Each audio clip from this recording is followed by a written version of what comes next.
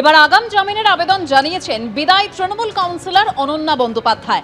আলিপুর কোর্টে আগাম জামিনের আবেদন জানিয়েছেন তিনি। তবে কোন মামলায় আগাম জামিনের আবেদন করেছেন তিনি জানবো আমাদের প্রতিনিধি আবির দত্তর কাছ থেকে। আবির, দেখো, যেটা জানা যাচ্ছে যে আলিপুর পুলিশ কোর্টে অনন্যা বন্দ্যোপাধ্যায়, তিনি তৃণমূলের বিদায়ী কাউন্সিলর, তিনি আত্মসমর্পণ করে তিনি আগাম জামিনের আবেদন করেছেন। এবং যেটা জানা যাচ্ছে যে 2026 সালে নির্বাচন, অর্থাৎ এই যে বিধানসভা নির্বাচন, সেই নির্বাচন হয়ে যাওয়ার পরে পঞ্চায়েত থানাতে বেশ কয়েকটি অভিযোগ হয় এবং সেই অভিযোগ ছিল বিজেপি কর্মীর বাড়ির ভাঙচুরের ঘটনা। সেই ঘটনার পরিপ্রেক্ষিতে যে অভিযোগ হয়, সেই অভিযোগের পরিপ্রেক্ষিতেই তিনি কিন্তু এই আগাম জামিনের আবেদন করতে আলিপুর আদালতে এসেছেন। এবং এই যে আলিপুর আদালতে তিনি এসেছেন, সেই আদালতে এসে মূলত এই 2026 সালে পঞ্চায়েত থানাতে যে অভিযোগ হয়েছিল, সেখানে তৃণমূল কংগ্রেসের দুষ্কৃতীদের বিরুদ্ধে অভিযোগ ছিল এবং যে অভিযোগ ছিল যে অনন্যা বন্দ্যোপাধ্যায়ের অনুগামীরা তারা এই ঘটনা ঘটিয়েছে। এই পরিপ্রেক্ষিতে যে অভিযোগ করেন বিজেপি কর্মী সমর্থকেরা, সেই ঘটনার সম্পর্কিত তাকে তিনি কিন্তু বিষয়ে তিনি আগাম জামিন জানাতে আত্মসমর্পণ করেছেন এবং আগাম জামিনের আবেদন করছেন আলিপুর আদালতে, এসিজেএম কোর্টে। ধন্যবাদ আবির। মেসি কাণ্ডে 3বার নোটিশের পর অবশেষে হাজিরা দিলেন প্রাক্তন ক্রীড়ামন্ত্রী। সকাল 9:55 নাগাদ বিধাননগর দক্ষিণ থানায় হাজিরা দিলেন অরূপ বিশ্বাস। 3 ঘন্টা ধরে জিজ্ঞাসাবাদ করা হয় তাকে। 22শে জুন ফের তলব করা হয়েছে অরূপ বিশ্বাসকে। যুবভারতীতে বিশৃঙ্খলার জন্য অরূপ বিশ্বাসকেই দায়ী করে গতকালই ইমেল করে মেসির টিম, দাবি করেন শতদ্রু দত্ত। বিধাননগর কমিশনারেটে এই ইমেল করা হয়েছে বলে দাবি করেছিলেন শতদ্রু দত্ত।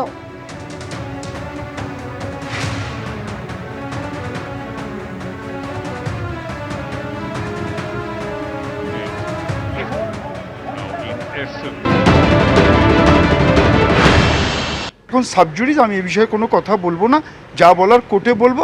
যেটা আদালতে রয়েছে, লয়াররা কথা বলছে, বারবার একটা কথাই তোমাদের বলছি, এটা সাবজুডিস, আমি যা বলার কোর্টে বলবো। আর এইটাও বলছি, সত্যের জয় হবে। মেসি শুভেচ্ছা বার্তা পাঠিয়েছে ওর মাসতুতো ভাইকে, অরূপ বিশ্বাসকে, যে তুই আমার পেটে এত কাতুকুতু দিয়েছিলি বলেই আমি 3টে গোল দিতে পারলাম, হ্যাট্রিক করতে পারলাম। যাবে, বেশি দিন বেরোতে পারবে না, ভেতরে ওকে যেতেই হবে।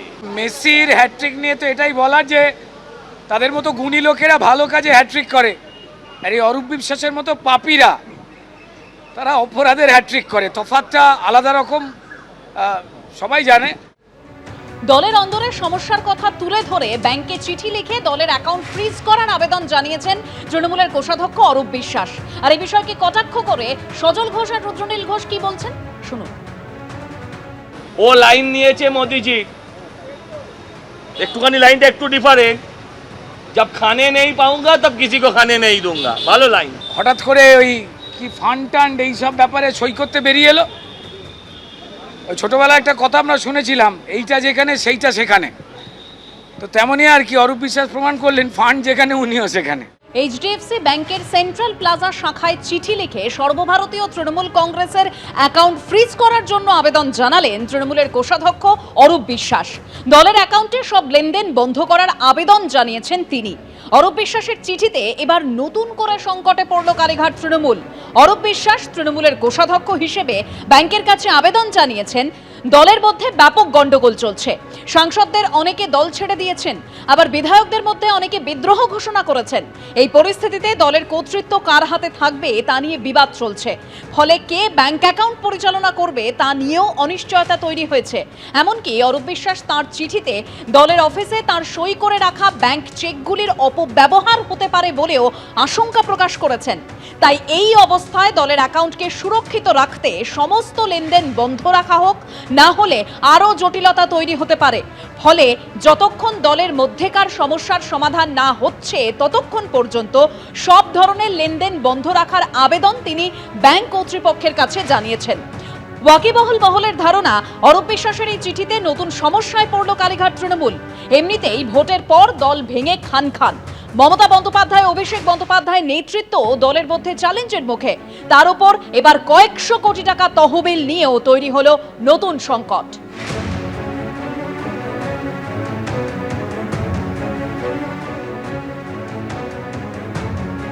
ফ্রিজ করার জন্য অ্যাকাউন্টের টাকা ওটা দলের ব্যাপার, ওটা নিয়ে এখন এই মুহূর্তে কিছু বলবো না। তৃণমূলের অ্যাকাউন্ট আপনি এটা ফ্রিজ নিয়ে করতে পরে বলেছেন। বলবো, এটা নিয়ে পরে আপনি কি ফ্রিজ করতে বলেছেন?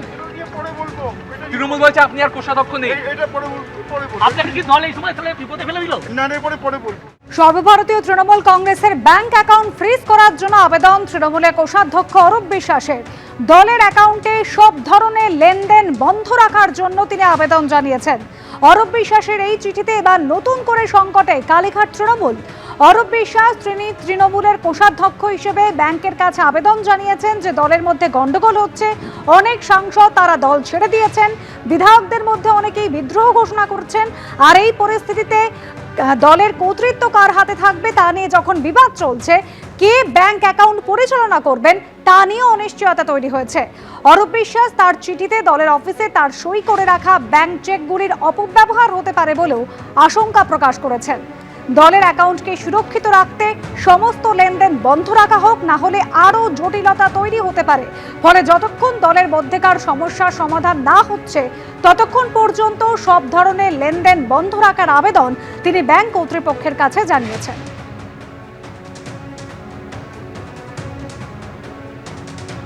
অরূপ বিশ্বাস চিঠি দিয়েছেন, তিনি ট্রেজারার ছিলেন। তিনি মনে করেছেন যে এই চিঠিটা না দিলে হয়তো যে অ্যাকাউন্টটি তৃণমূল কংগ্রেসের রয়েছে সেটাতেও কিছু অনিয়ম হতে পারে, সেটাকে ভেবেই হয়তো তিনি চিঠি দিয়েছেন। এর বাইরে আমার কিছু বলার নেই, কারণ সেটা তিনি চিঠি দিয়েছেন ট্রেজারার হিসেবে, এটার উত্তর তিনিই ভালো দিতে পারবেন। কোন তৃণমূল কংগ্রেসের কথা বলছি? সেই তৃণমূল কংগ্রেস অনেক কথা বলে, অনেক দাবি করে, কিন্তু সেই দাবির সাপোর্টিং ডকুমেন্ট হতে হয়। সেই ডকুমেন্টগুলো অধিকাংশ সময় দেখা যায় যে এরকম কোনো সাপোর্টিং ডকুমেন্ট থাকে না, তারা মুখেই বলে যাচ্ছে। আমি জানি না, টাকা পয়সার ব্যাপারটা আমরা যেহেতু দেখি না, মানে কোষাধ্যক্ষ বলুন বা কোনো সাইনিং অথরিটি বা আমরা সেখানে কেউ নই, বা পার্টির ফান্ড ইত্যাদি ব্যাপারে আমাদের কোনো জানকারিও নেই, ভূমিকাও নেই। অরূপের সঙ্গেও আমার কথা হয়নি, ব্যাংকের সঙ্গেও কথা হয়নি, আর গোটা বিষয়টা আমি এবং এখানে যারা আছি তারা কেউ জানি না, ফলে বলতে পারবো না। তো যিনি যদি কেউ বলে থাকেন তিনি বলতে পারবেন, ব্যাংক বলতে পারবে, আর বিষয়টা যারা দেখেন বলতে পারবে। আমাদের ওটা এখতিয়ারই নেই, ফলে আমরা এই বিষয়ে কোনো মন্তব্য করব না। এবিপি আনন্দ, এগিয়ে থাকে, এগিয়ে রাখে।